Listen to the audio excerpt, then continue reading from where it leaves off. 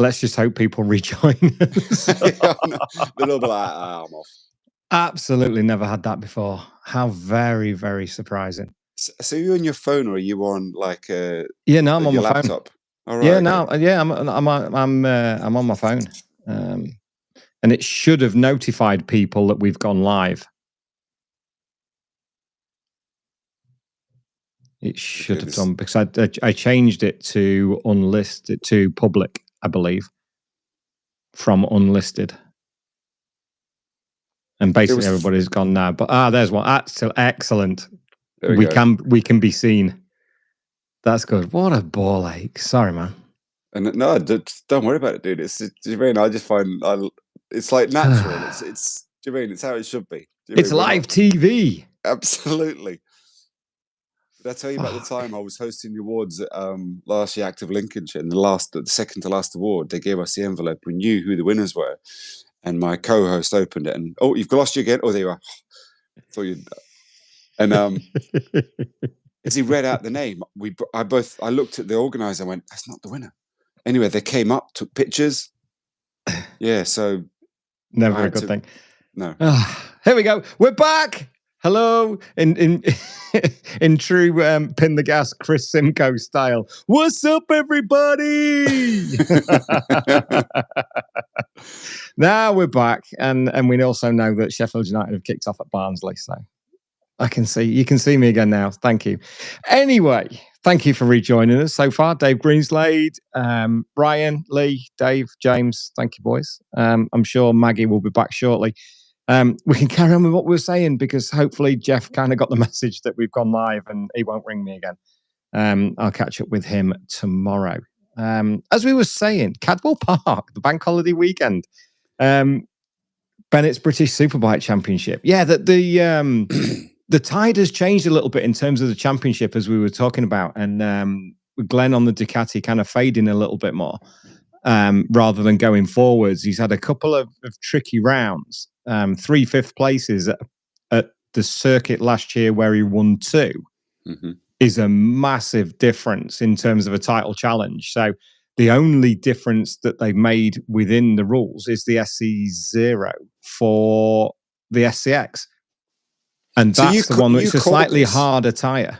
You called this last year. You said these changes will benefit some of the bikes and not hinder, but potentially, knock the other ones back. It kind of has, hasn't it? On. Yeah, absolutely. It kind of has. The Ducati and the BMW don't like it. No. Do you mean? So it's an interesting take. It's we were talking about how Cadwell. Has it worked? Do you think? Sorry, mate. Just as a question, and I'm sure that the ladies and gentlemen that are tuning in, has that tyre change worked? It depends which camp you're from. Yeah, if you ride a Yamaha or a Honda, it's worked perfectly, thanks. And the Kawasaki, it's been a big plus for Jason as well, with the changes that he's made to the ZX10RR, but not consistent enough to make it a championship challenge.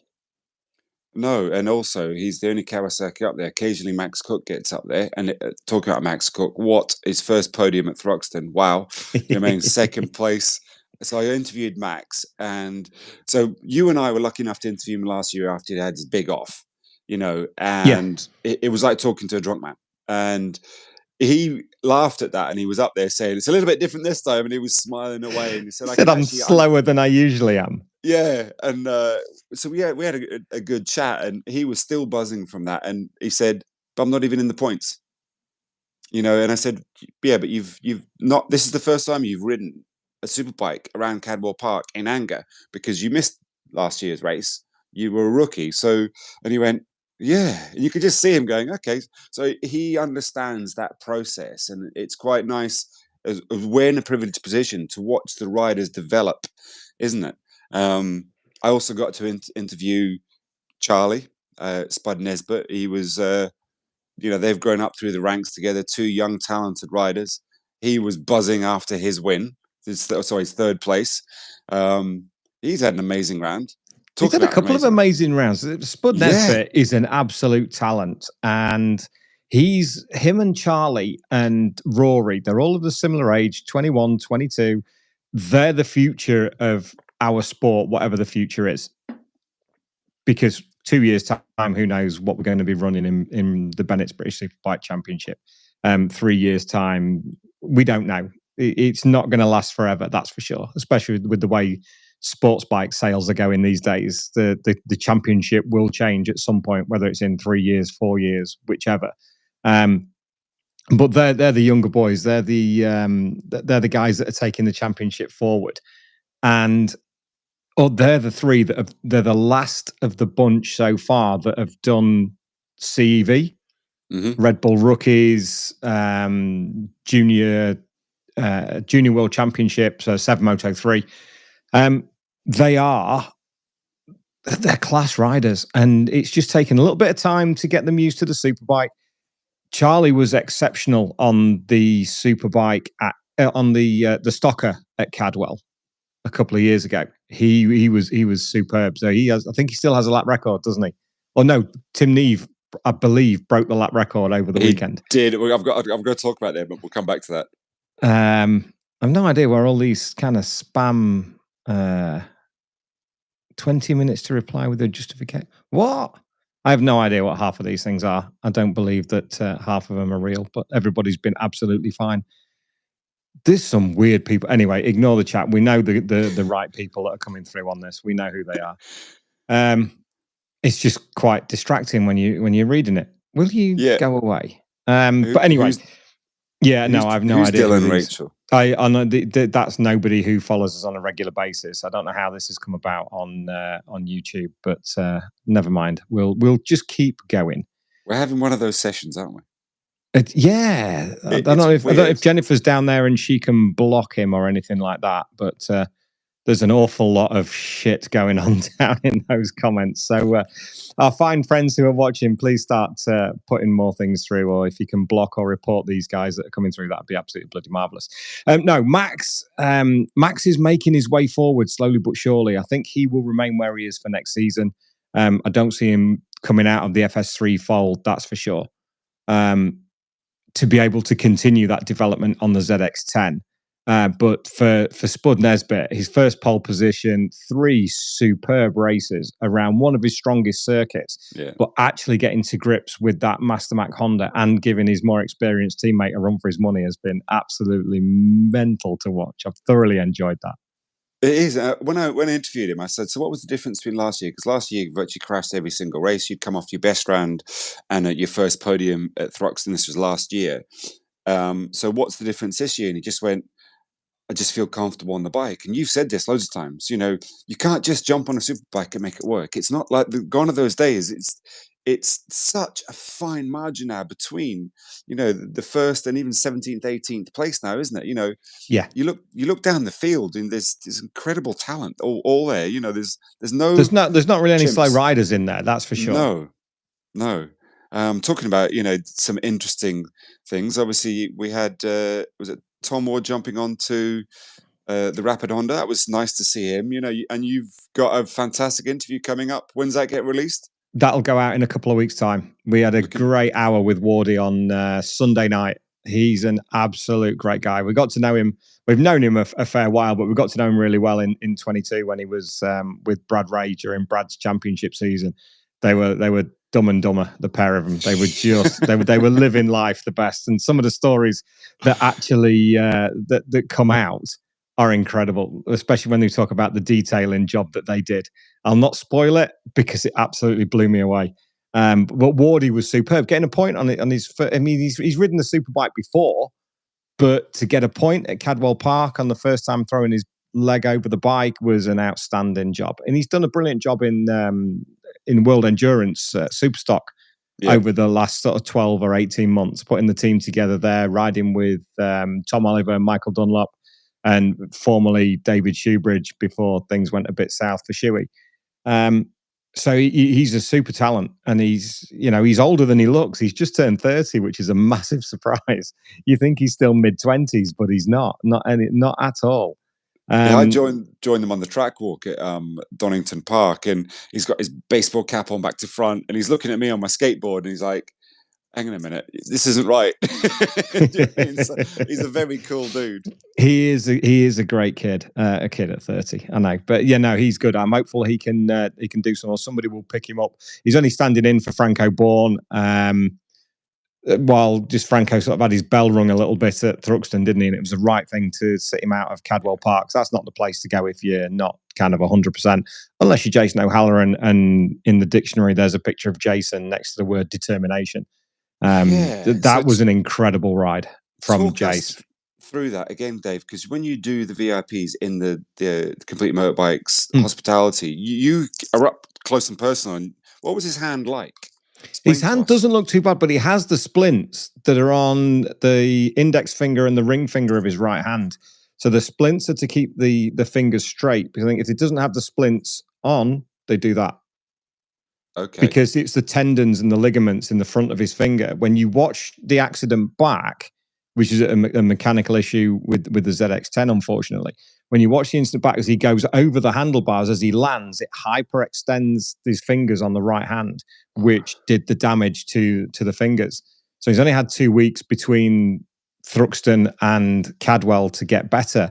But to stick it on pole position is absolutely phenomenal effort. It left me speechless that he could stick it on pole position. And all right, Tommy and Ryan had crashed out early, but he would have still been top 3 minimum, which is not what he expected coming into the weekend. Yeah. And then to be battling in the next 2 races, I said to him on Sunday morning, actually, before qualifying, so what's the plan? Do you sort of take it session by session, see how you get on?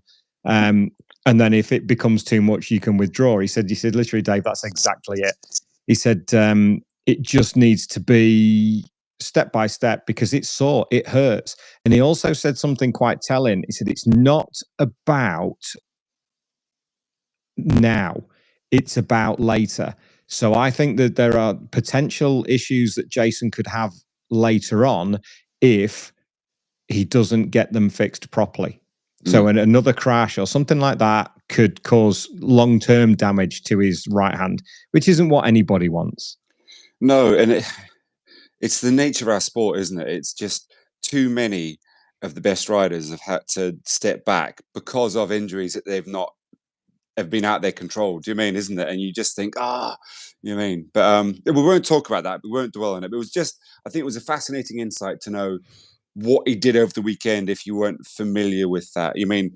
Yeah, so I didn't expect him to. Sorry, Matt. I didn't expect him to do all 3 races in the condition he was in, and he's a tough cookie.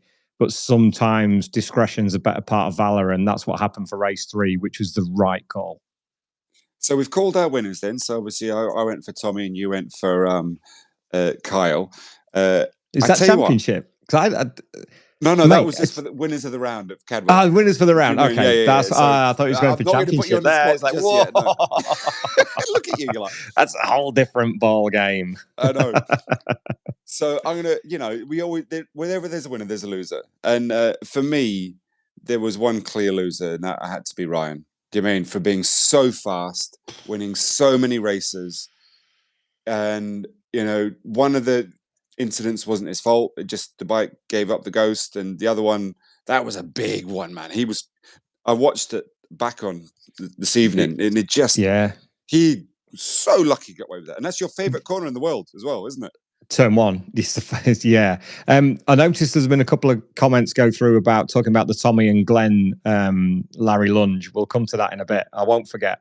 But for Ryan, mate, the only thing I could think about this weekend is he was the architect of his own downfall. Yep.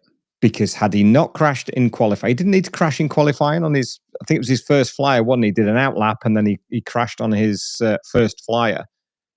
Though it was unnecessary. He knew he was fast. He knew he'd got the best of everybody all weekend.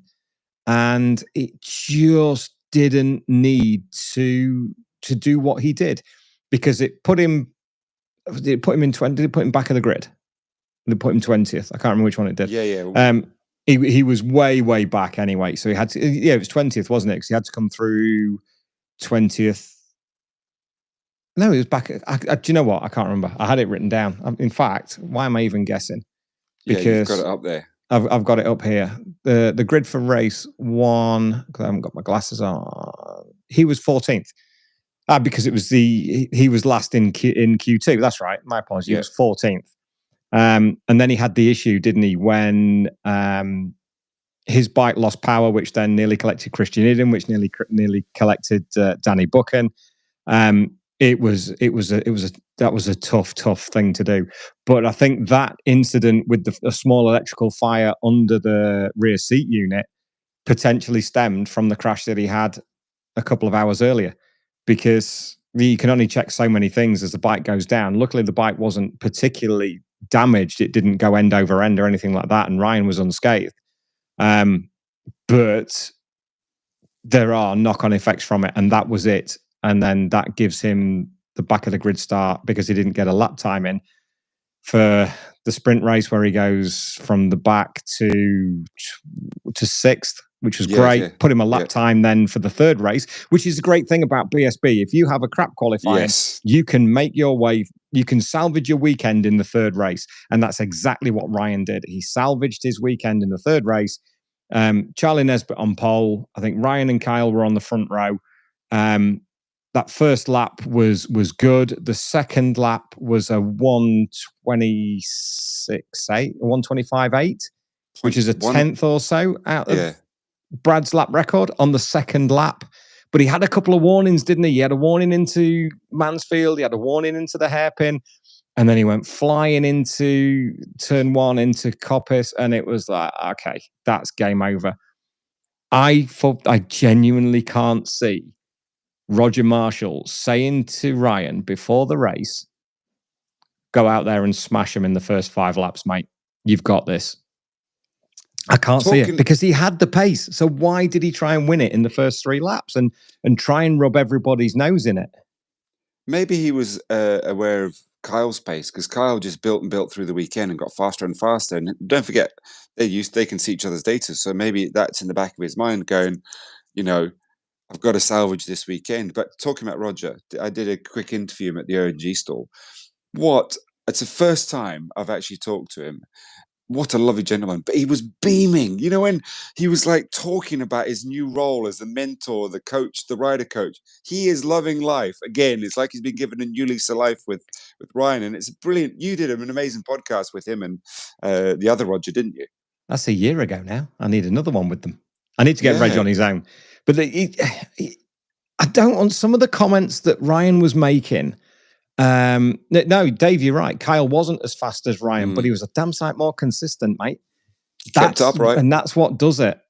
I don't understand why his mentality was as it was in that 3rd race, because he knew he had the pace all weekend. I think he topped FP1 and FP2. He topped the test. He was fast. He had the whole confidence coming into it. And then he made a little comment after race 1 when he stopped that the others didn't capitalize on him not finishing. Really? They finished the race. Surely that's capitalizing. Maybe they didn't win. And I think Tommy was 4th, wasn't he? 4th or 5th. But if they didn't capitalize on it, they finished the race. And I thought that was a little bit smug. And there's a very fine line between confidence and arrogance. And I think he also had to retract the statement that he made. In fact, he did have to retract the statement, because I think he made a comment about it being the engine going. Mm-hmm. Yep. Anyway, I have to apologize to the team. I have to apologize. I was wrong in what I said earlier. It's like, mate, are you actually self-imploding this weekend? You're saying wrong things about the engine. It was a weekend from hell for him, because I think that's done his title chances. I don't care how many points are left. I don't think the consistency of the others will drop enough for him to close that 86-point gap. Yeah, and also let's look at it as well. You're going to start to get some of the riders like Lee Jackson. What an amazing round! Do you mean local circuit for him, and a huge support? 2nd and 2/3. So if he can now continue that momentum, he loves Alton. He's won at Alton. Do you mean? We know the Honda goes well at Alton. If they've got he goes well at Alton. if he gets that sorted, he's going to be in the mix. So he's going to take off points off Kyle, Tommy, Christian, Glenn. Right? So let's not, and also, you've got the young Charlie Spud. He's going to go, I want to bet this again. I was on the podium. He knows he can do it. Yeah, right. So it's fascinating. Kyle's your danger man at the moment. He knows he can do it now. If he can do it at Cadwell, he can do it anywhere. And now he can believe that he can do it. He's had podiums at Alton Park before, but he'd never had a podium or won at Cadwell previously. So to come away with 2 wins and a second place, that's really going to light the fire underneath him. Tommy's still got that. He's still got the bit between his teeth at the moment with regard to the championship because he's got that 19-point lead. But let's be fair. We've got 9 races left. The points change for Alton and for Donington, and then they change again for Brands. But I can't see anything more than the top 3 really making a fist of it. Ido's only 3 points back from Glenn, but that's 2 Ducatis, and they have to up their games before things get hot at Alton Park. I think Christian will be out for some kind of redemption because he's had 2 really difficult rounds now.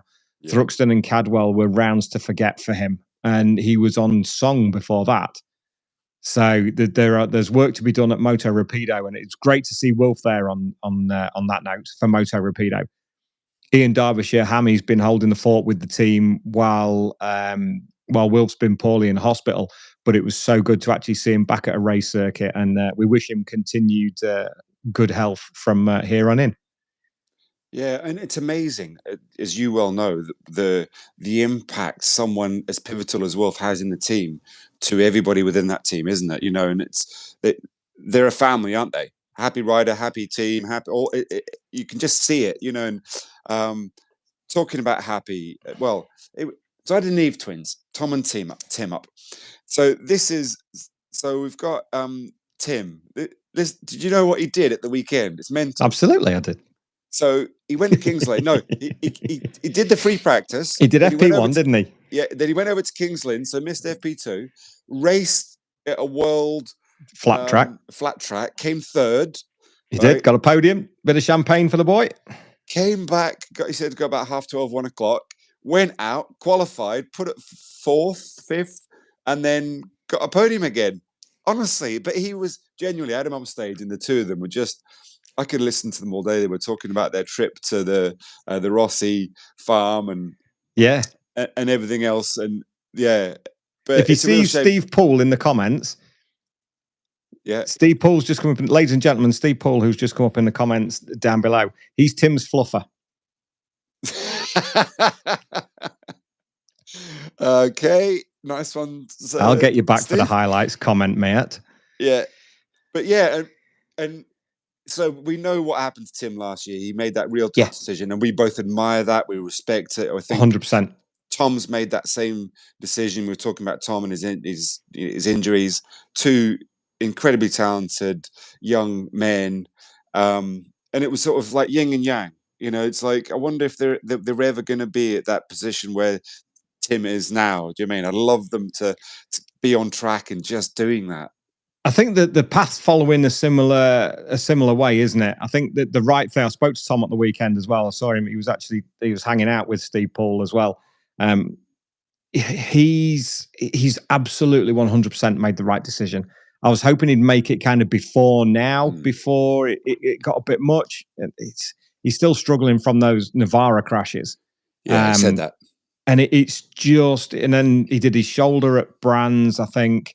And it was just one thing after another. And once you start chasing things, that's when things start to go wrong even more. So he absolutely made the right decision. He got the opportunity with GR Motorsports at the end of last year, which was, it was a bit of salvation after the tough 3 years at Honda.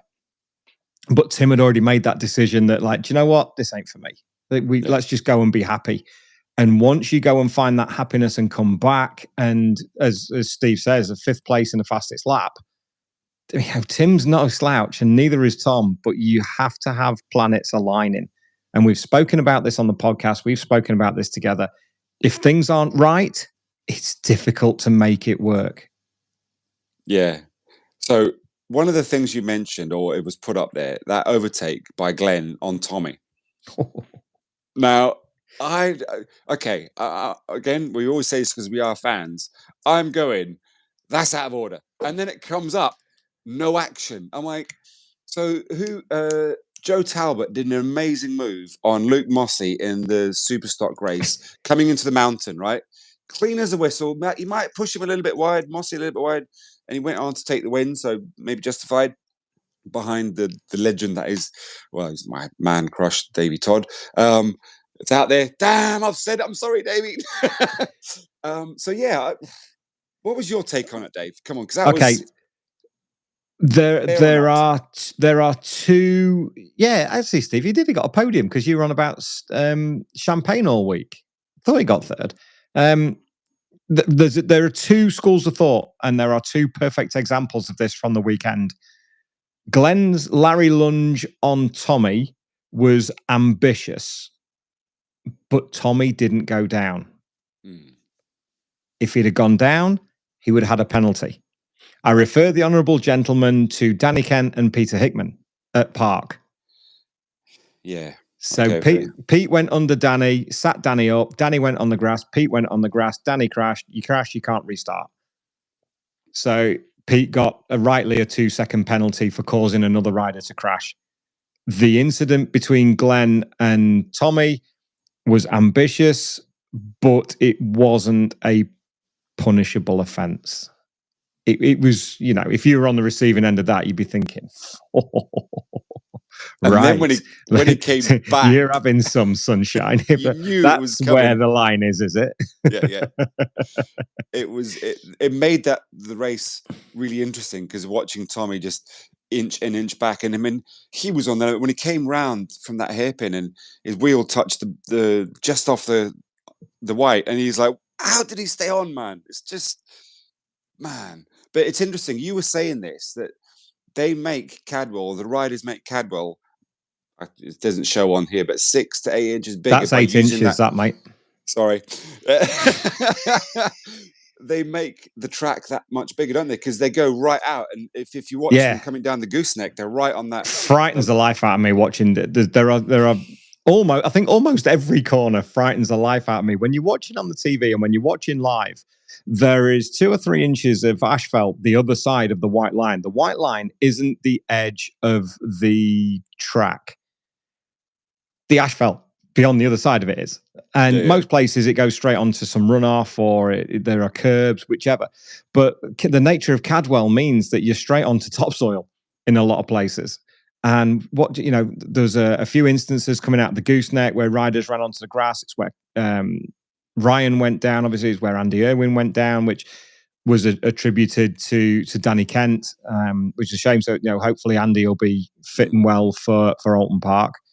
But the nature of Cadwell, it's not getting any easier to ride a superbike around there.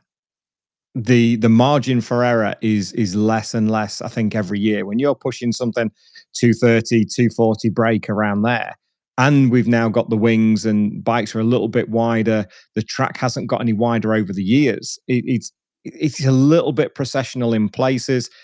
If it's a brave move into turn one.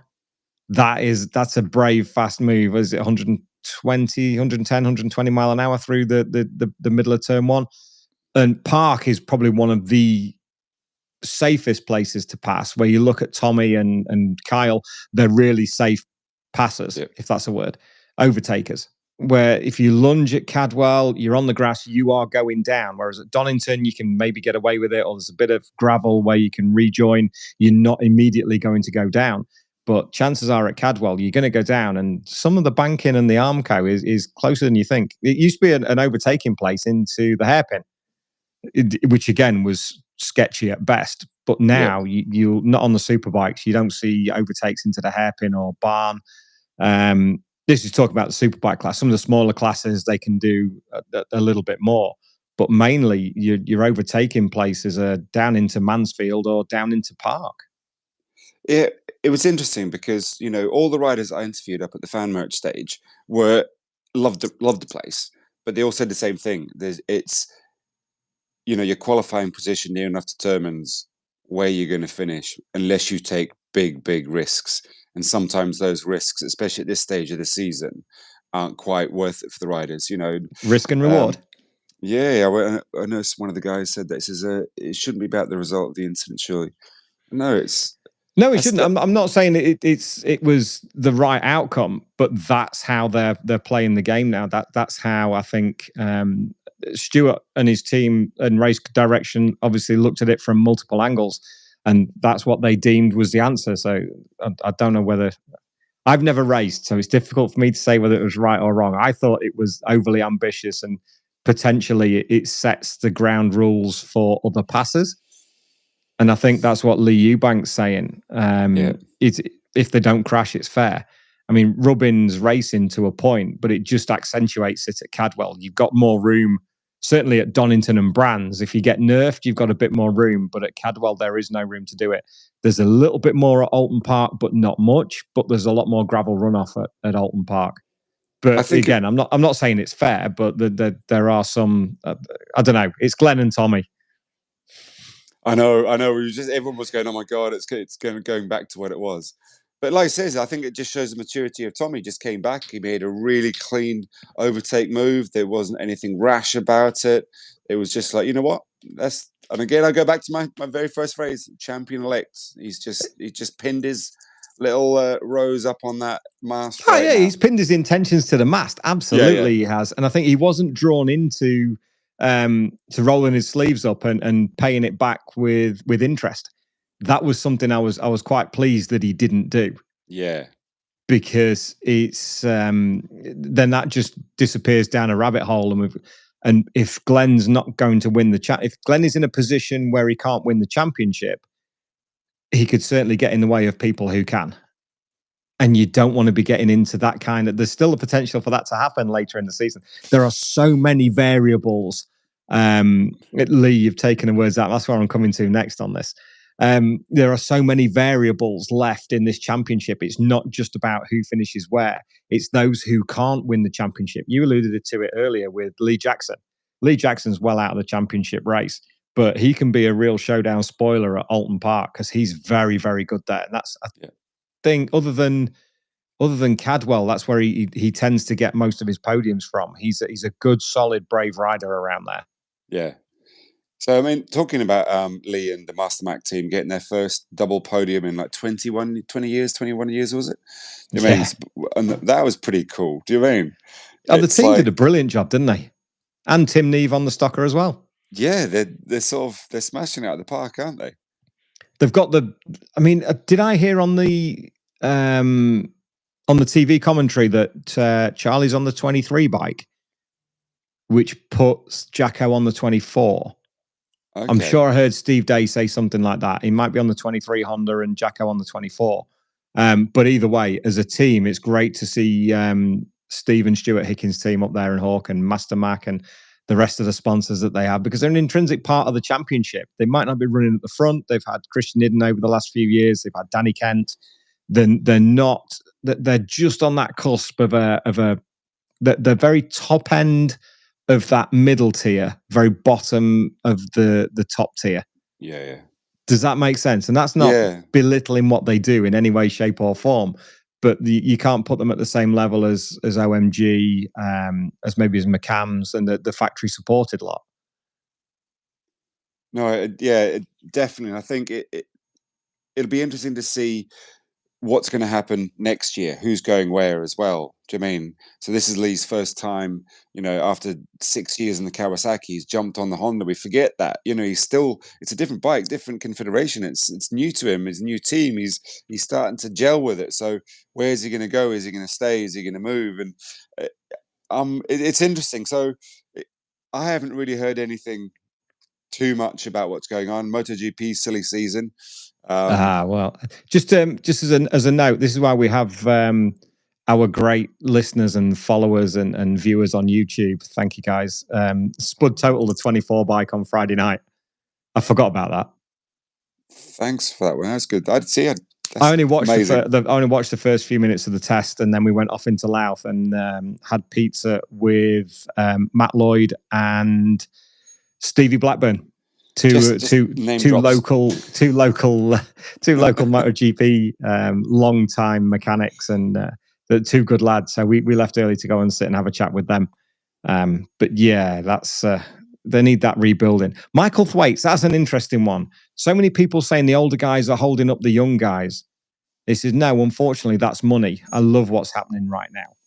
But do you know what? I kind of agree, kind of disagree with that. It's unusual for me to sit on the fence. I know before you say anything, Campbell. Sorry, I know I was. You were on the edge there, weren't you? Here he goes again. Here he goes again, sitting on the fence. When the younger lads can beat the older lads, they can have the rides. It's the John McGuinness thing, isn't it? Mm-hmm. When they're faster than me, they can have my ride. So I don't think that they're holding them up to. It's certainly not a money thing. I think there's an awful lot of experience needed in BSB to get the best out of those bikes. And when you're looking at Brooksy at 40 plus and Leon at 40 plus, they're still doing a reasonable job with the machinery they've got, although they're both on BMWs. Somebody did mention earlier on actually about Leon on the BMW, and that's a valid point. He's doing the best of all of them. Totally. He has continued issues with his bike, but I think that's more to do with brakes than the tires. He's such an aggressive, nadgery little bugger that he'll ride round a lot of the problems. Whereas Josh, they just can't seem, Josh and Brains, they just can't seem to make that BMW work for them. So it remains to be seen what will happen there for next season. Again, so on the Sunday, I interviewed Josh and Hickey, both of them complaining about the tires. Secondly, then Faye came up, and I sort of put it to her, so Faye, are you going to be in the paddock next year? And she went, yes, I'm telling you now, we will be in the paddock next year. I'm quashing the rumors. So I was like, can you tell us anything more? She went, no. And I was like, okay, but it's great that she's gonna be back. Do you know what I mean? Because absolutely. We don't want to lose a team from the championship, do you? Totally. So there's one little thing. I'm sure people, if you weren't in the know, you are now. FHO will be in the paddock next year, as will Fan Merch. One or two different riders. Well, she had both of them there, and she didn't say anything. You know what I mean? So let's just, you know what I mean? I felt a little bit awkward because they were stood right next to me, and I was like, "Oh, okay, I'll just quickly skip over that." I would, Lee Eubank. This is Scott Redding was there at the weekend, wasn't he? He was there yesterday. Okay. Scott Redding was down on the start finish yesterday, and he doesn't have a job with BMW. He has a contract for BMW. Oh, okay. He has a contract that lasts into next year, and it will cost BMW an arm and half a leg to sever that contract because of how watertight it is, courtesy of Michael Bartolome, his manager. It is absolutely watertight, that contract. Now, he was, the word was he was at Cadwell to support Fraser Rogers. Fraser wasn't racing. Fraser was poorly after banging his legs again after crashing earlier on in the weekend. And there were bigwigs from BMW there this weekend, as there were bigwigs from HRC as well. So there are moves afoot in BSB, I think, for more manufacturer input. Certainly for HRC. I saw an HRC question earlier on, actually. I will go back to that. But I think that there is, it seems that there is going to be a bigger input from BMW into the Bennett's British Superbike Championship next season, especially with the new bike that is, I think, fairly imminent. I think there's a new bike for next year, isn't there? Okay, and I think they want to put it into BSB trim to see how it goes as a backup for the World Superbike teams as the best domestic championship in the world. We know they're only going to run one team in World Superbike. So why not put the efforts into a BSB team that already has BMW Motorrad back in, which is FHO. Now this is all me. We're just fans. This chatting. is all one. This is all 1 and 1 plus 2. Yeah, totally. I mean, so Tommy, did Tommy test a World Superbike? I know, but it's common knowledge that Tommy is pushing that team, isn't he? He's making that team. He's making the bike work hard. Do you reckon that the bigwigs at Honda are going, you know what? He's a champion. he's making this thing. Maybe we should. I think it's the whole package. It's the whole package. He's the rider, but there's the team around him and Harv directing it all with Chris Pike, Simon, and the mechanics that are looking after the bike. It comes as a complete package, and I think what they're doing on a national level is far and away more impressive than what the World Superbike team is doing at that level, because they just don't seem to be able to get it to work. Yes, it's different. It's different electronics, and it's different. I don't even know if they use different suspension, whether there's Showa or whether there's Öhlins. I think Tommy uses Öhlins, that's for sure. But I don't know if the World Superbike team use Showa. But they are different bikes, and Tommy is the best Honda Fireblade rider in the world at the moment. I think it's fair to say. Yeah, I 100% agree, and I'm a Tommy man, so that's pretty cool. Well, we've got lots of people on. Just remind them, if you missed the first 10 minutes of the awfulness was the first show. So embarrassed. Fan merch are doing GoPro, £100 off. It's top of the range. So if you want to film your exploits or maybe do a bit of vlogging and blogging at the events, go onto the fan merch site. Stuart's just message being said, remind everybody that they're now the DC official merchandise for Europe. So we excellent. You can tell them this time. I know, man. He said, "Carl, I don't know what to tell you because you just keep saying it." I went, "Mate, I'm sorry. It's just you mean." And what else is he that's cool? To say? Yeah, so that's pretty cool. But yeah, it's been an interesting part of the season, isn't it? You know what I mean? Like you were saying, you were like, "Oh, was that Toprak in the paddock? Or was that Marquez?" Or, you know what I mean? I know that I'm being exaggerating there, but it's sort of you're like meerkats, aren't you? Like, I think that might be. Yeah. You know what I mean? There's just a couple of did Tommy test a World Superbike on Friday night? That's a great question. Yeah. Did he? You know, do you? I don't know anything. I don't know anything. I said I was only there for half an hour, so I didn't really take an awful lot of notice of what was going on, so I couldn't possibly say. I don't know. Okay. Who, Dame? Oh yeah, okay. Dave's saying yes. Storm when it's there. Yeah, someone was asking Storm over about winning. Now, it's season. Let's move on to silly season quickly. Things are afoot in BSB. I think there's going to be some serious rider changes for 2025, and I think that will kick off from FHO. You can't tell me that Josh is happy at FHO. No, he's definitely not, is he?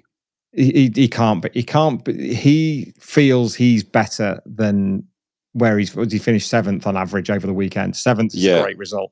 That's not a great result for Josh Brooks. Not at all. And when you look at some of the other teams that are well funded, well supported, and not quite hitting the marks of where they should be, I think that there's a big potential this year for silly season to have a bigger impact than it did last year. Yeah, I mean, the only people that we know are definitely signed are Danny Kent. I mean, to the Mar train, you know. So, yeah, it's all well. I think we think Max Cook and Jason O'Halloran are still going to be with the Complete Motorbikes Kawasaki. I would be absolutely amazed if Max goes anywhere else. I would be absolutely amazed if that. I don't think he will. Jason, I don't know. I think that depends on sponsorship, and I think it depends on title sponsorship for the team. Because, mate, money's getting less and money's getting harder to come by in BSB. That's going to be the biggest issue over the next couple of years. Okay. Is money, because teams are finding it hard to raise money. Some of the teams, not all of them. Some of the teams are finding it hard to raise money to continue. They pass that on to the rider, and I had this is an example of where things are at the minute. I had a Superbike rider, message me last week asking to come on the podcast because he wants to raise his profile to improve his chances of sponsorship to be able to buy a ride for next year. What? Now, him buy a ride? Yes, to take money to a team. Right, yeah. And if I do that for him, I have to do it for everybody. Yeah. But he was saying it's between 75 and 100 grand for a Superbike ride for the season. And it's not a top tier Superbike ride. Wow. So the teams are struggling to, some of the teams are potentially struggling to bring in the money, which then passes it on to the potential riders to bring money in, which is nothing new. That's happened for donkey jonks. But that's becoming more and more necessary now because the teams just aren't being able to bring the money in. People want value for money. People want more for their money. They want more for their money than they've ever wanted before. They want more passes. They want more this. They want more that. But you pass that on to a rider, where's he going to get it from? It's the same, you know, a lot of people are fishing from the same pot. And it just makes things difficult in terms of what could go on for next year. And I would be hopeful that if teams are struggling, obviously MSV may well step in and sort of help out a little bit. But it doesn't look particularly great on the younger riders that are having to say, look, I need to raise my profile to bring in sponsorship, or I'm not riding. Yeah, that's a really tough position, isn't it? You know, so one of the things that we talk about, Dave, is, you know, the Superstock Cup is like the Honda Cup. You know, just with Davey in there, just mixing it up. But do we see some manufacturer changes with teams? Because, you know, you've originally had they're very loyal to the manufacturers, aren't they? A lot of teams are very loyal to the manufacturers, definitely.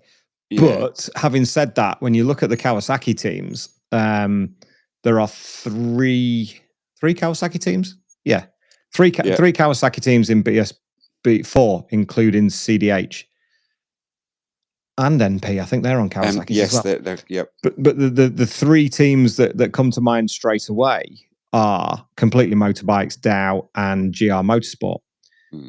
It wouldn't be beyond the realms of possibility for two of those teams to change manufacturers, because where is Kawasaki going? It's going to be motoring World Superbikes. So where's the trickle down coming for parts and availability, swing arms, linkages, things like that, where the development is almost going to come to a grinding halt. Yeah. So as is the way in BSB on a regular basis, everybody wants to be on what's winning. And what's winning? A Honda or a Yamaha. Yeah. So for the independent teams, I think it would be remiss for them not to consider going, hang on a minute, let's see. The Kawasaki is a great bike, but it's long in the tooth now. And if you want to be competitive at BSB, you have to go with what's winning. So here's another question about what we touched on at the beginning. So obviously the Ducati can't make the tire work. The Ducati is an incredible machine. It's winning all over the world. But if the tire's not working, do they make some changes, or do they bring in an alternative to the SC0 to try and complement the teams that aren't like BMW? Or would that just complicate things too much? No, I think that would complicate things too much. I did have half a thought, you know, that maybe just to spice things up in the final 3 rounds, the rules might be relaxed and the X might come back in. Ooh. Because that's not, you know, it would be in a positive way, a BSB thing, just to spice things up, because it's all about the show, isn't it? That's the best thing about it. It is the best domestic championship in the world. But it wouldn't surprise me that the curveball came in to go, actually, try this. Yeah. I don't think it is. That's just purely conjecture on my part. And you just think you kind of go, what if?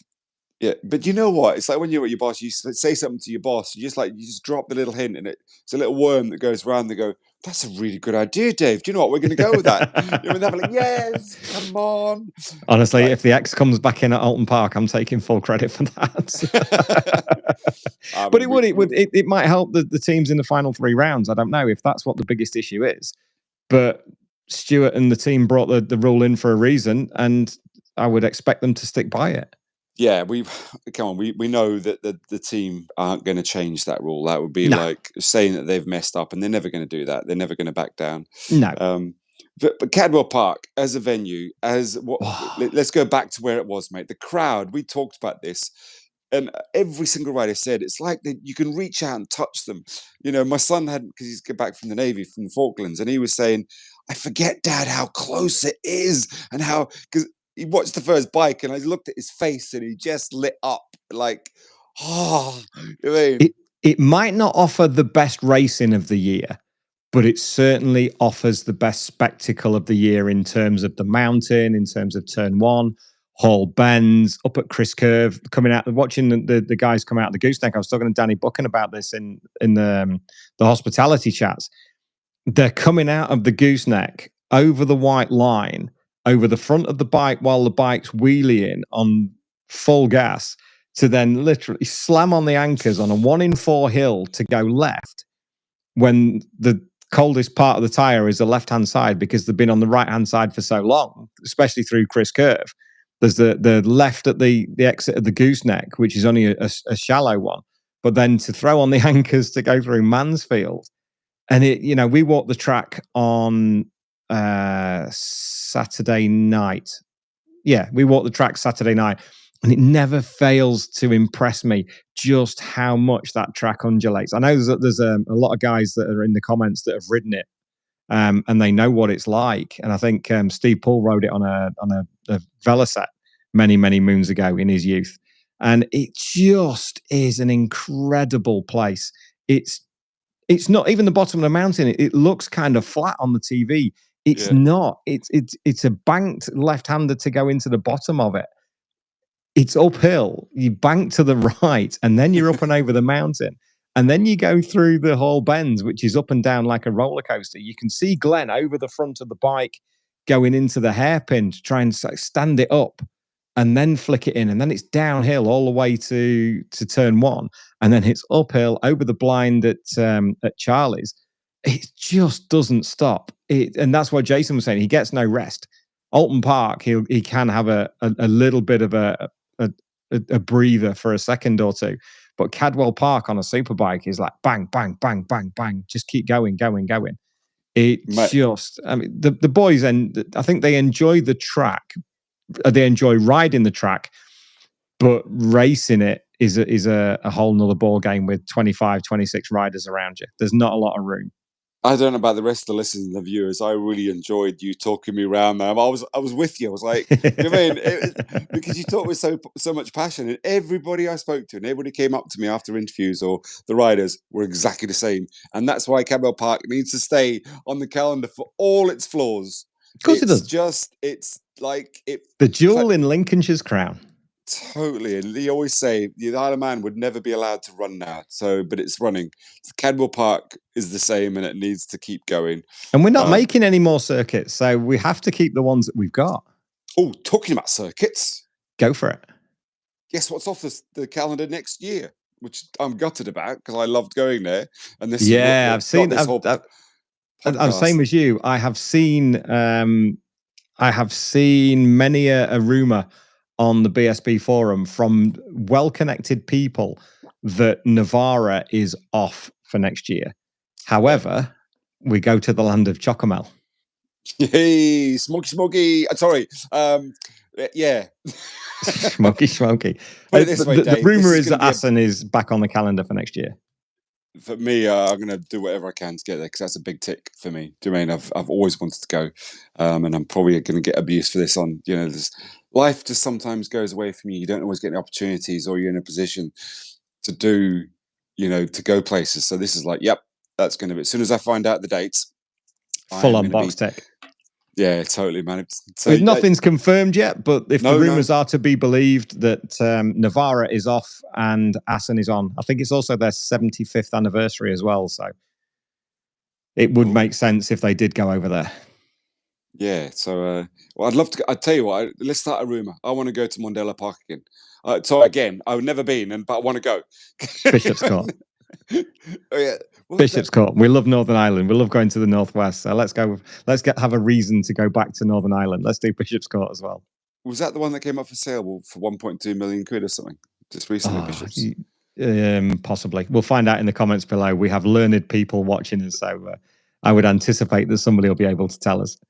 Right, mate. Who's gonna win the Bennett's British Superbike Championship? You throw me under the bus. Okay, I'm gonna pin my hopes out on Tommy. I genuinely think, we've reviewed this, we've done this is our fourth time now, so the next one will be after Brand, so we will know the champion. So I think, unless people want us to do this after every round and we just do the fan merch one after brands, courtesy of Stuart McLaren. Thank you very much. We could do you. this after the next 2 rounds if you're free. If not, it'll be Jennifer. Yeah, but actually, no, I'm not asking you. I'm going to ask the people and ask our fine viewers in the comments. For the last 3 rounds, do you want us to do this on the Monday or Tuesday of every round? Let us know, because if you do, we can. And if you want to join us and join in, you are more than welcome. So let us know in the comments below while you're putting in your tips for the championship. We could do this after every round, depending on your shifts, of course. As a fabulous blue light fire brigade man, thank you for your service. If your shifts allow, then let's do it after every round on a Monday. Yeah, I mean, genuinely, I think it's hotting up. We're going to have a lot to talk about.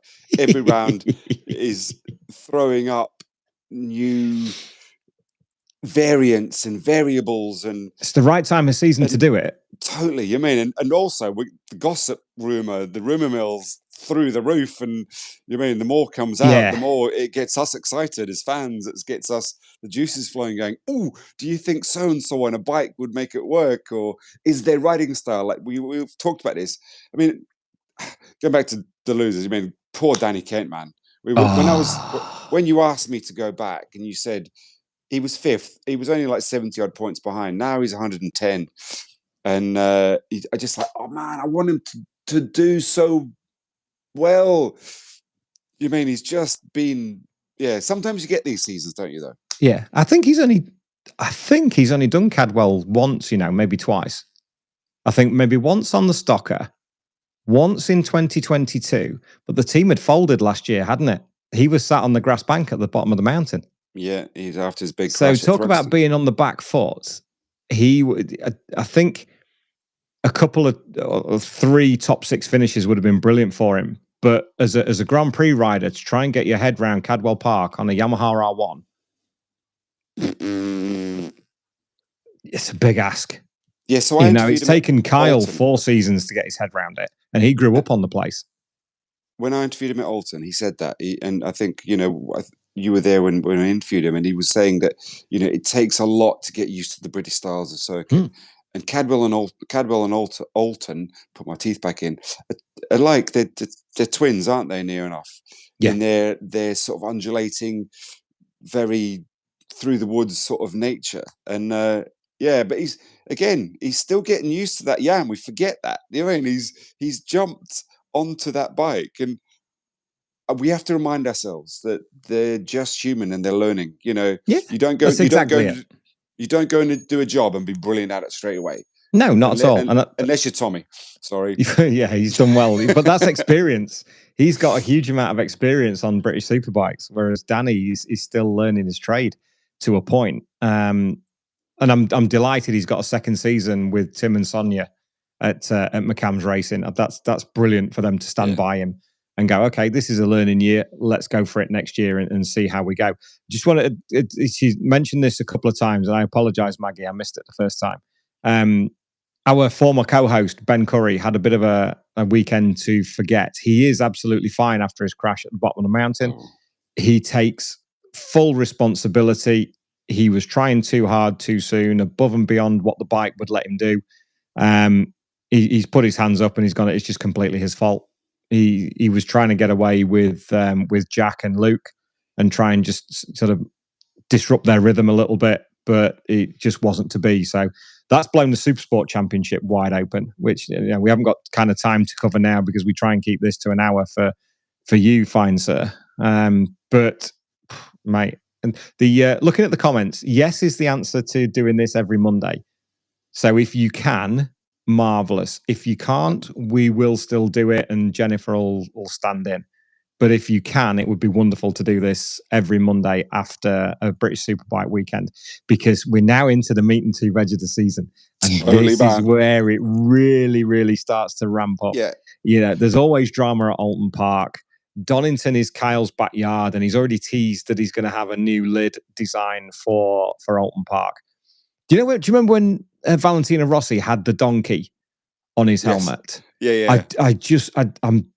I would absolutely love it if Kyle has Sully, his dog, on the front of the helmet in a similar way. That would look so cool. But now there are 3 completely different tracks coming up. There's going to be different results. There's going to be more drama to come. There's going to be the added advantage of showdown spoilers coming in, of which Glenn might be one. He needs a really, really good Alton Park if he's going to make it happen. So let's go back to the beginning of the season. He got the treble. He got the treble at Alton Park. Then he went to Northwest, smashed it out the park. Yes. So if then he went can to Knock regain Hill that, and didn't happen. And then the fair point. It's all about consistency. No, but you're right. We spoke about this earlier, didn't we? This was the one where he was taking full advantage of being on the same bike with the same team and having the Ducati work for him around Alton Park. Tommy was still getting to grips with the Honda. The OMG boys, for whatever reason, Ryan wasn't quite where he wanted to be in the first 2 races, but then he pipped Danny Kent for 3rd place in the 3rd race. And Danny Kent was riding so well at Alton Park. It was a great place for him to ride. Tommy was there or thereabouts, but this time round, Glenn might be the one that has the trouble, but he can make a difference to the points. He can be ahead of Kyle. He can be ahead of Tommy. He can be ahead of Christian. We want Christian back up there as well. I know. We didn't touch on it, and I've written it down. I just, I want him to do so badly, badly so well, because he's just. I was hoping there was a comma in there. Yes, badly. So well. I'm gutted I can't be at Donington because I'm on duty, and at Alton. I just can't get the time off work. So.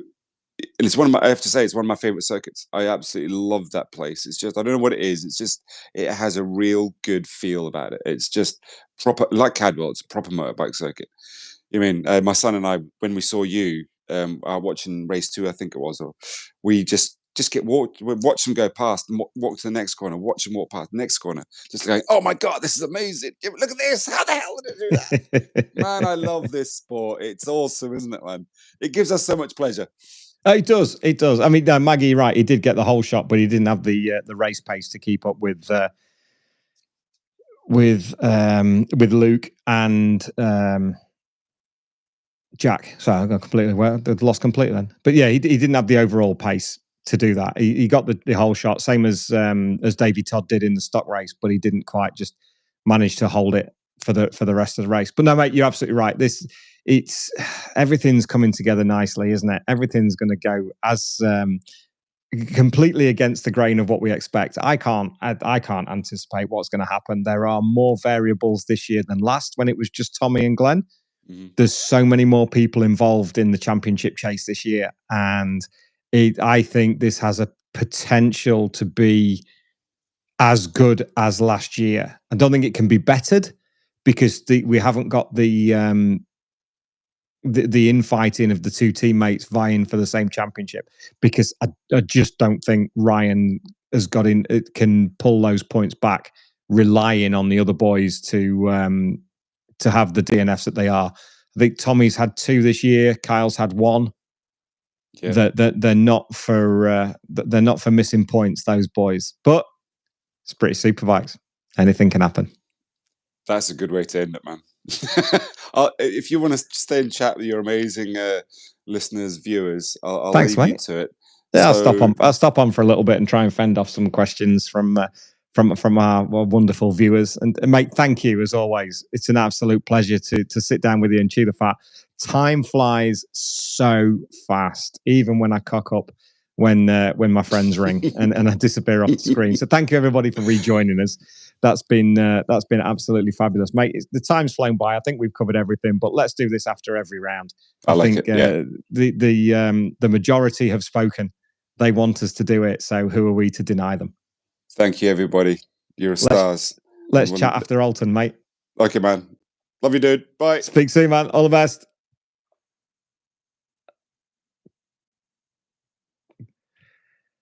There we go. You just got me now. I look like the scarecrow from Wizard of Oz with this. My nose looks ridiculously red. Thank you, everybody. That's been absolutely superb. I hope you've enjoyed that, because it's just so good to sit down and talk about everything that happened over the weekend. it was fascinating. It was pivotal, absolutely pivotal this weekend. I think Kyle's really asserted himself into the championship challenge. There's no doubt about that. All the focus was on Ryan with his string of wins and podiums over the last 3 rounds. But it didn't take much just to change that dynamic, did it? Kyle's just been chipping away. The phrase I hate, because, I'm not Woody Woodpecker. But he's just been every weekend. He's always been there. He's kept the consistency. He's kept himself under the radar. He's picked up all the points that he needed to. And look where he is. He's 19 points back in the championship chase. He's in the best position he's ever been in, and at this point of the season in the Bennett's British Superbike Championship. So, and I saw a lot of your comments come through that some were going for Kyle, some were going for Tommy. I don't think there's anybody outside of those two that will form a meaningful run into that. Let's have a look. Andy, has Kyle got the mental fortitude for the championship? He's won 2 championships before. He was the youngest ever 125 British champion at the age of 14, and he won, I'm sure it was Stock 6 for Craig Fitzpatrick. Yes, I think he has, with Shannon Etheridge as his crew chief and Paul Curran, Al Gardner, and Tommy Hill by his side. Yeah, I think he has got the mental fortitude for it. I think after this weekend, he truly believes he's a British Superbike rider and a championship contender. I truly believe that in Kyle. We've seen it before that he's not quite had that self-belief. There's always been a little bit of, not quite there. There's always been that 2 or 3% not available. And he does now. He believes in himself. And I think that showed at the end of race 3 where he sort of slumped on the tank and he just didn't pop his head up for a minute or so, just taking it all in. He's been vocal about it before. Cadwell scares him. But to come away with those results over the weekend, that's incredible. So, yeah, he's definitely a championship threat. The team, as important as anything, know how to win a championship. So they know what it takes. Kyle knows what it takes to win a championship. He was Brad's teammate in 22. He's seen it from the other side of the garage, and he now occupies that side of the garage that Brad was on. So, yeah, he's got everything in his armor now to take the challenge to Tommy. But Tommy's not going to let it go easy. Tommy's got everything he needs as well, and to become the first ever back-to-back British champion on different manufacturers is going to be a huge feather in his cap. Not even Shaky managed that with his 6 championships. So it's going to be a fascinating 3 rounds. And thank you to you guys and girls for saying that we could do this on a regular basis before the end of the season, because it's going to be great to tell the story. There's going to be so much going on. It's going to be absolutely fascinating. Dark Wolf of Odin, welcome along, mate. It's nice to see you. You put something. You haven't got a question, but you have some awesome news, mate. What is your awesome news? You've been a long-time supporter of the podcast, which we're hugely grateful for. So share your news with us, mate. What is it? Any more questions? Anybody got any questions while you're watching in? And don't make them like Chinese algebra or something like that, because that's just rude. Let's get some questions in. What have we got? Mike Fletcher, do you think that team orders will come into play? I think at Brands Hatch, if Ryan can't mathematically win the championship and Kyle's in the hunt, then yes. I don't know whether Andy Irwin will be in the mix enough to help Tommy, but Ryan has a big part to play before the end of the season, as and when he's mathematically out of the equation. Oh, Dark Wolf of Odin, congratulations. That's incredible. Congratulations, Daddy. Welcome to the world, Freddie. That's absolutely brilliant. Oh, so happy for you, mate. Massive congratulations. That's made my night. Well done, mate. Absolutely. Normally at this point, I go, well done, mate. Who's the father? But I won't do that, because that's not nice, is it? What do you think about the attendance figures for Cadwell? Maggie, I've not seen what the actual attendance figures are, but it didn't feel as busy as it has done on previous years. There's a lot of people bring camping chairs and things like that, so it looks a lot busier than it often is. And I'm not against bringing bloody camping chairs and tents and everything. I have no opinion on that whatsoever. I'm not bothered. But because the majority of people now bring camping chairs, it always looks busier. When people used to bring picnic blankets and cool boxes and stuff like that, and you'd be sat on the grass, the banking didn't look as busy. That was more full of tents and everything else. And I think it was an average attendance. I think it's an average attendance this year. The car parks weren't overflowing, and you look through, especially through Coppice, Charlie's, Park Straight, there was massive gaps in the fences. It wasn't busy on the banks through Chris Curve and the Gooseneck and the bottom of the mountain. Normally, you're shoulder to shoulder trying to get through on the path. But you couldn't. You could walk through relatively well, and it wasn't anywhere near, for me, as busy as it's been in previous years. I don't know whether the weather put people off, because I think you can see by my nose it's still windswept from Sunday, and the rain on Saturday. People just look at the weather forecast and go, "Yeah, nah." Yeah, the stands were half empty as well, but that's an extra 10 or 15 quid, isn't it, come race day? So it's a difficult one. It's still one of the best circuits in the world, as I kept reminding everybody at the weekend, whoever I saw. But yeah, I don't know. It's a strange one. I really, really don't know what the answer is to Cadwell, because it's not been the party attendance that it's been in previous years. That's for sure. You're doing PBM hospitality chat at Alton. That's down to Frank and Jordan, Dave. I don't know. I think I did a reasonable enough job at Cadwell. Frank was happy anyway.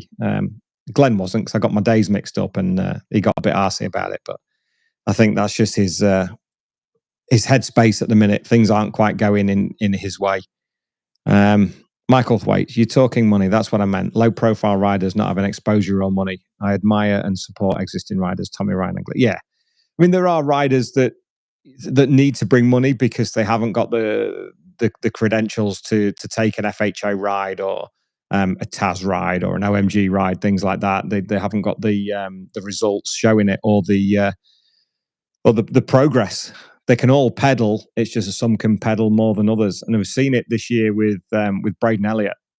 His change to the superbike class has been a baptism of fire, and it just isn't working for him, and he'll admit that. It's been a tough season. He's now coming back to 3 circuits that he rode last year, at the back end of last year, when he took the ride on after Dean had moved on. The gap to the front guys is coming down, but he's still waiting on that first point. And I'd love for him to get it before the end of the season, because I'm not convinced he will be on the team's superbike for next year. The progress just hasn't been there in terms of results. It's still the best circuit, Maggie, no doubt about that. And Dave, it'd be great to see you and Josh up at Alton Park. That'd be great to see you, mate. We'll be around anyway. Chuck Scott Ogden in there, and tell me he gets money to ride despite being in the MotoGP circus. I don't know what the deal is with Scott, actually. Dorna, he's supported by Dorna in the MLAV team. He has personal sponsors as well, but I don't think he's bringing money to that team, because he won the British Talent Cup, didn't he? So he's Dorna's chosen one. Josh Watley departed, as we know, a month or so back, and Eddie O'Shea comes in at the end of September. He was at Cadwell, actually, at the weekend. It was nice to see Eddie. He was there with Carter Brown. But what's going to happen to Scott at the end of the season? That's a whole different ball game, isn't it? And there are riders in Moto2 and Moto3 that bring money to teams to ride. That goes without saying, but I don't think Scott's in that bracket. I think he's Dorna's chosen one until his ability plateaus, or they decide otherwise. Yes, we'll be at Donington, Maggie. Yep, absolutely. We're going to be at the last 3 rounds, without a shadow of a doubt. We'll be Alton Park, Donington, and Brands. We'll be bringing more chats your way. We've actually got a break coming up. Can you believe it? For the first time since we started the podcast in February 23, we're taking a week off, because I need it. This face is looking older and older, looking at screens all the time. It's the best job in the world, but even the most blessed of people need a break from what they do. So after 18 months of a show a week, I'm taking next week off. and then we'll be back with Tom Ward in the week leading up to Alton Park. So we'll be out of office for a week, and I can't wait. I'm looking forward to it. I'm going to miss interacting with you lot for a week, and you can catch up on some of the older shows. It just gives everything a chance to breathe for a week or so, and gives me a chance to put my phone down, step back from the social media side of things and messages and everything else, which I love, but it happens every day. And everybody needs a break now and again. And I'm going to come back refreshed and happy and ready to go. Let's have a look. If we could choose 3 people to podcast before Christmas, Andy Wellborn, that's a great chat. A great question, sorry. Jim Moody's one, but we can't get hold of, well, we can get hold of Jim, but he won't come on. He's happy living life under the radar, which is his prerogative, obviously. I don't know, it's difficult because I'm at the point now where we've had some great people on, and I really need to sort of dig in now and start looking at who else we can bring on, who's not been on before, with some more first timers, some more of the older boys coming on, because the MotoGP chats didn't go anywhere near as well as I anticipated. They've all been enjoyed, and it's that they have been what our great mate Matt Dunn calls qualitative. The people who have watched them have thoroughly enjoyed it and got everything they want out of them. But they've not been as popular as Ron Haslam and the rest and the older boys. So that's our niche. We do want to move to MotoGP and get some more MotoGP people on. We do want to get some MotoGP legends on, some World Superbike legends. You know, the world's our onion, but with only one pair of hands between myself and Jennifer, we need to just sit down and get a hit list together and maybe start moving to remote conversations as well. There's a question for you guys that are watching, and you guys and girls that are watching on, of course. Sorry, Maggie. What do you think to remote interviews like Keith Ewan does on OMG MotoGP? Because I was pretty much against it from the start, but it does limit what we can do. It has to be UK based, etc. Are you, as our fine listeners and subscribers, averse to remote interviews, or are you just happy to hear from the people that we can get hold of? I'd be fascinated to hear your reply on that, because this is your show. You're the ones that watch it. As I said to Maggie at the weekend, without you watching it, it's just me talking to somebody and nobody else listening. So what we do is for you. Your opinion is important. It absolutely is, because we want to do right by you. We've got all the ideas, but if they don't work and they're not something that you find people want to hear or how you want to hear it, then there's no point in doing it. So this is always a good time to canvass your opinion. Okay, that's a good response straight away. Okay. So it's all down to the guest then. It kind of doesn't matter too much how we do it. I wanted to go in person for as long as we could to get that personal touch. And for people who are in reach, we will still do it. There's absolutely no doubt about it. But if we're going to try and get Kevin Schwantz, and Freddie Spencer's already agreed to come back on the show in its new guise with the video, but that'll have to be remote. So Freddie will come back at the end of the season. Yeah, they do like a bit of natural flow, and that's always my problem with them, because there's that very slight audio delay. But with Riverside FM, things have moved on. It's not done by Zoom. So we'll try the Riverside FM. We'll do a couple of test shows, see how we get on, and then we'll drop it in from there. But it's not going to be the new way of doing it. It's just going to add to what we already do. Sean McGee, have you ever had Steve Sawford? Absolutely, we have. Just not on the video chats. He's on audio. If you go back a couple of years, we had Sawf on the show on the audio chats. So if you go on Spotify or Apple Podcasts, he's on there, and it's a great chat. Sawf's a brilliant bloke. We've become firm friends since we did that show. We do a bit of flat tracking up at Boasties with the great Steve Poole, and we will have him back on again. But he's a proper listener to the show. He doesn't want to hear himself. He's happy to hear from other people, which is a lovely position to be in. Yeah, a lot of love for Sawf, without a shadow of a doubt. Lee Johnston, absolutely, Dave. He's one for the winter. He's only an hour away at Huddersfield, not far from where Witt is. So that is that's a definite, without a doubt. Andy Wellborn, Sean Emmett. Right, now there's a conundrum. Somebody actually asked me about this in the bar on Friday night, just while the test was on. We grabbed a cheeky pint when we got there. And somebody came up to me. I forgot to ask his name and said how much he enjoyed the podcast, which is always lovely to hear from people when we're at a race circuit. It really does. It makes me very proud that people want to come up and offer their kind words. Sean Emmett's a conundrum because somebody offered us Sean Emmett maybe 6 or 8 months ago. But it's all cards on the table, and I'll always be honest with you. The guy said he wanted paying. And one thing that I will never do is pay a guest. They either want to come on and tell the story or they don't. It's that easy. If they want 10% of what we earn out of YouTube, what they do with £3.50 is entirely up to them. So there's a lot of work goes on behind the scenes for it. It doesn't have an awful lot of return on YouTube, but they can have 10% of it. I don't mind. But the guy said, Sean's struggling. Is that can we have a bit of a fee for it? But then the polar opposite to that is Sean Emmett polarizes opinion. He's going to have plenty of stories to tell, no question about that. And we'll hear the other side of the story from Nigel Bosworth and the days at Reve Red Bull Racing. But the issues that he had out in Dubai and the stories that surround him on the negative front, I just don't think it's worth, not my reputation, but I just don't think it's worth the backlash for having him on. I think people will watch out of morbid curiosity.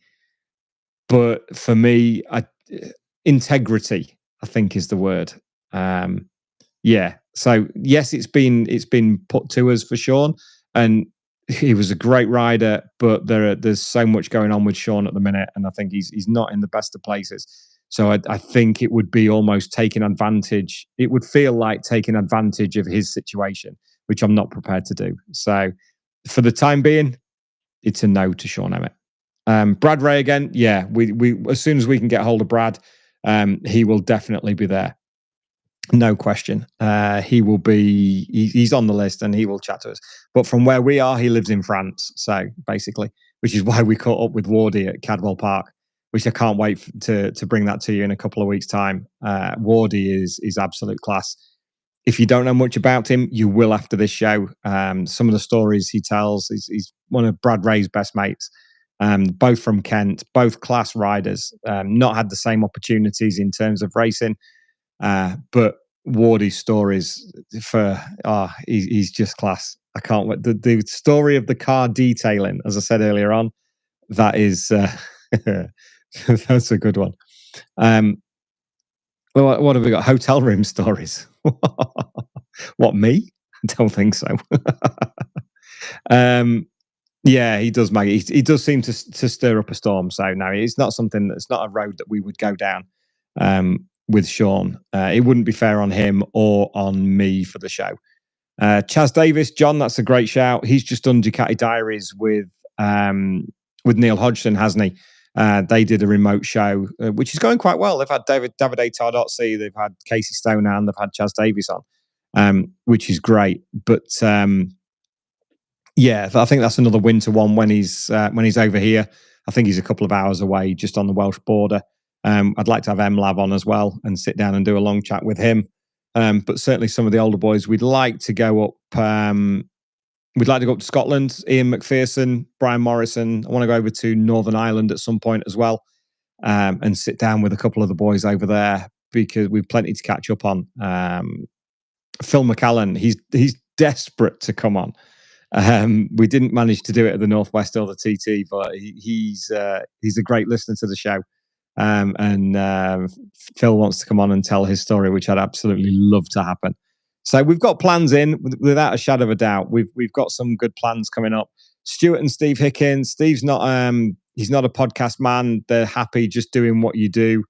They're under the radar people. They don't need to shout from the rooftops about what they do. I know a couple of podcasts have asked him to come on and he's politely declined. So it's always somebody's option to decline to come on. I would never begrudge anybody turning me down, because there's no divine right for me to have a guest on the show of any note. They do it because they want to, not because they have to, and that's the key. We always want people on who want to come on, because they will then let their stories be told, rather than speaking to PR and say, Dave wants you on, you will go on. Then they're going to be reticent to tell and things like that. So it's always people who are here of their own free will. Nobody's been press ganged yet. Maggie Day, funnily enough, we did have a chat about Cal over the weekend with somebody who knows him incredibly well. I believe he's heading back over here permanently in the not too distant future, over to Northern Ireland.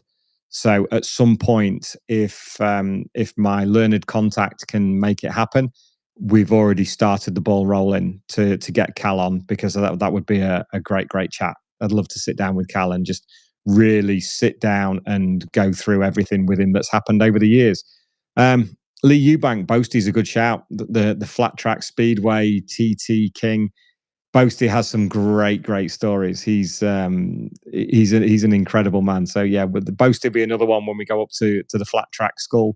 And what actually, there's a thought. Lee Eubank of Slick Moto Events is doing a Rocco's Ranch flat track gig later this year. And when one of the questions came in for the podcast over the weekend, when we did the short notice story, Lee asked if Wardy would be up for the flat track event. Because I hadn't seen the post, I mistakenly thought you meant Boasty's place up at Champions Flat Track School, not the one at Rocco's at Barcelona. But he was up for it anyway, so you know what Wardy's like. He'll come out, no doubt whatsoever. Dave Hewson, Obsession Engineering, he's another good one. We'll have him on as well. He's what a great guy. There isn't much he doesn't know about racing, and his YouTube channel is absolutely outstanding. And we had him on briefly at the Northwest last year, but yeah, he's a Lincoln boy, isn't he? So he's another one that's fairly easy to get hold of and sit down with and just talk all about road racing and the TT, and just let them talk about it. Sidecar people is a great one. Actually, I spoke to Tim Reeves not so long ago, and we're going to do something with Tim hopefully before the end of the season, as and when they are at a BSB round.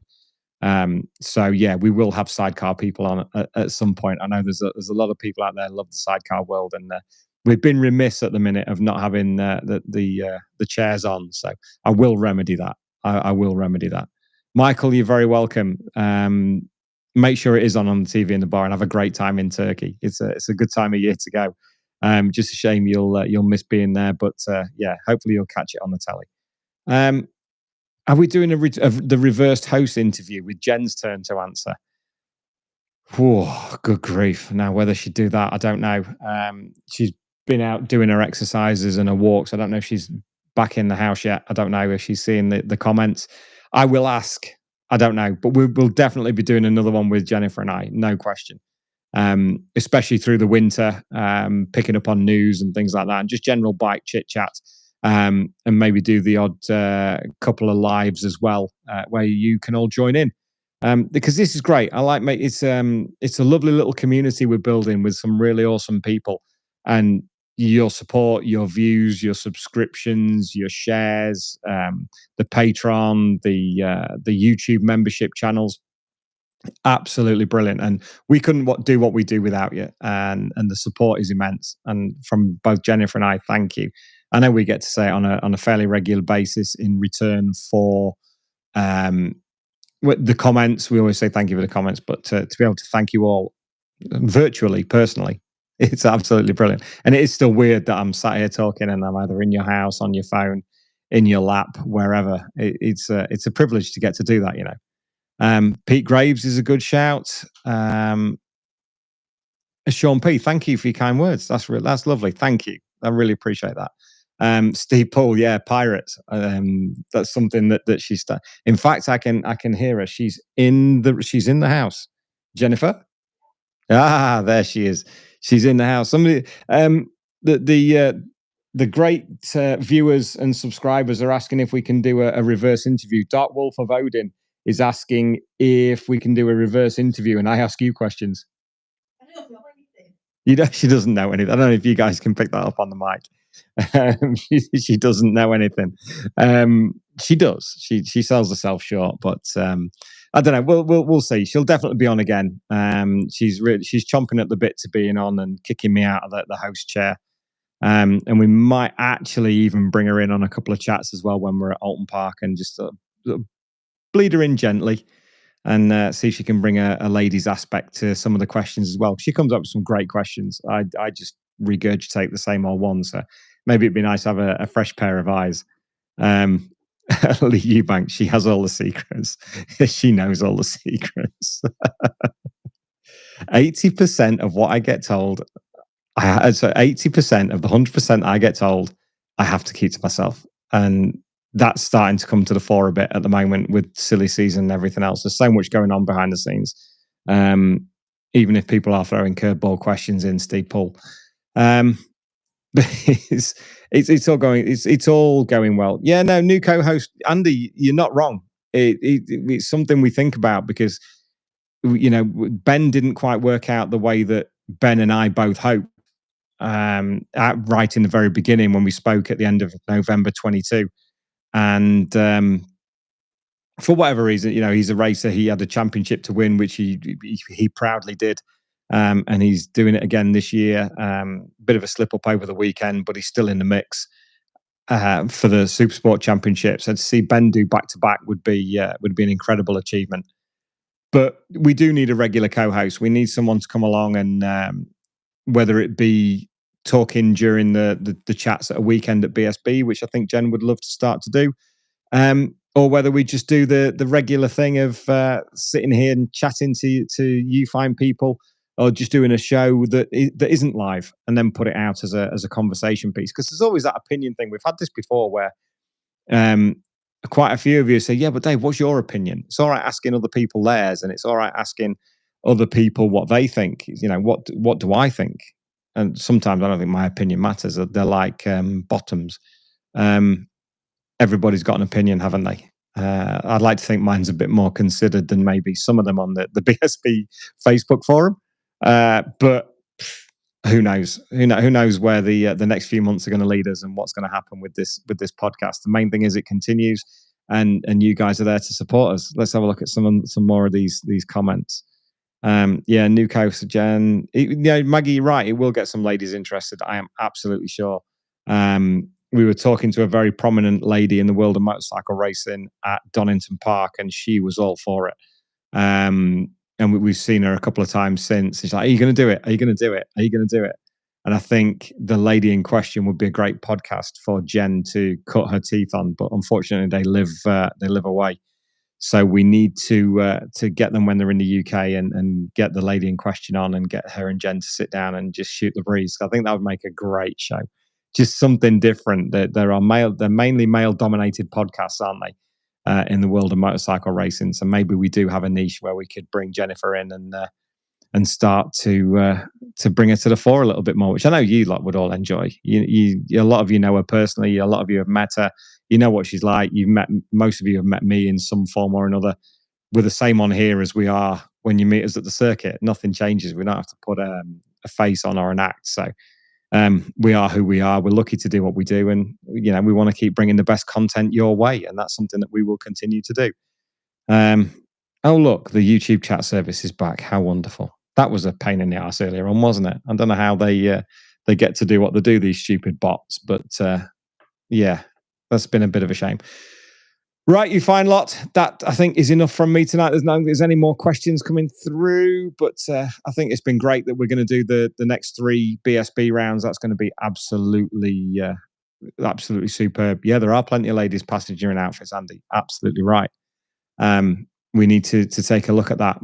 In fact, in FS3 hospitality at the weekend, Hannah, who is Callum Grigor's other half, she is a sidecar passenger, a Scottish sidecar passenger. The female angle is definitely there to be explored. But having spoken to some of the people some dads over the weekend, it's very, very difficult now for it's just, as support class riders in general.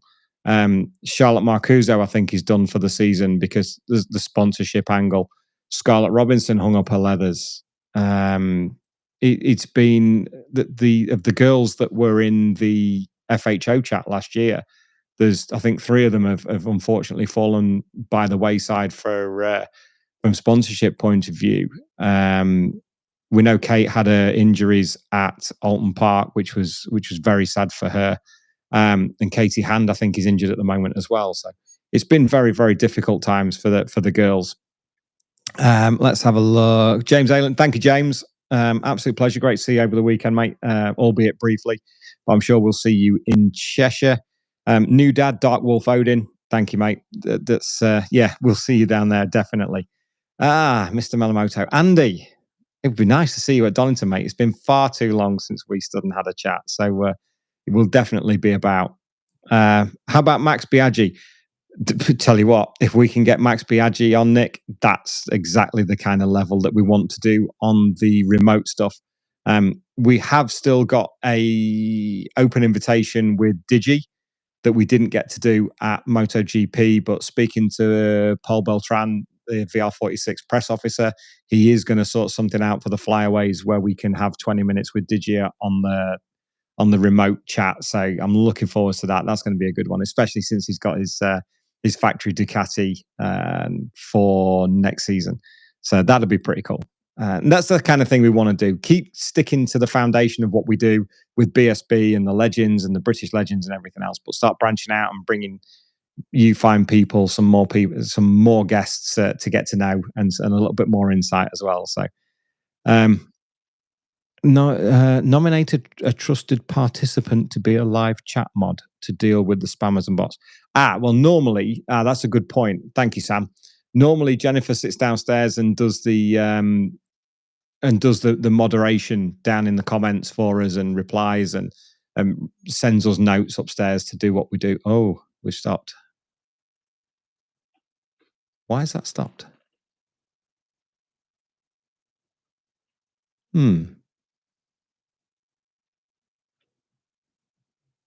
Let me know if you can still hear me in the comments. Or has it frozen?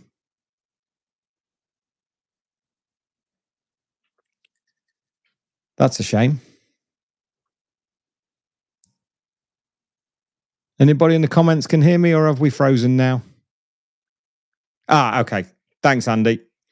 I have no idea why it's just frozen, which is weird. Just when I was slating the spammers, but that seems like a great place to start. Well, you can't see me. You can't see my pretty face.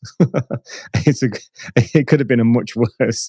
That could have been really embarrassing if that had turned out. If that had have frozen on one of those faces that you make at the wrong time. So.